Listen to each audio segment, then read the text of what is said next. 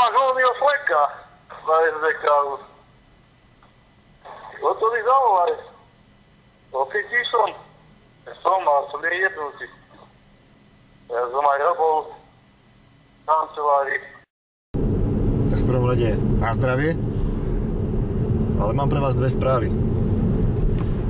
Ak nie ste načisto to, čo hovoríte, že nie ste v tom telefonáte, tak prvá správa je, že SDKU, teda strana, ktorú zastupujem aj ja, pripravila dobrý program preto, aby pribudalo viac pracovných príležitostí na Slovensku, viacej práce na Slovensku. Dokázali sme to v minulosti, dokážeme to aj teraz. Vytvoriť podmienky pre nové pracovné miesta na Slovensku.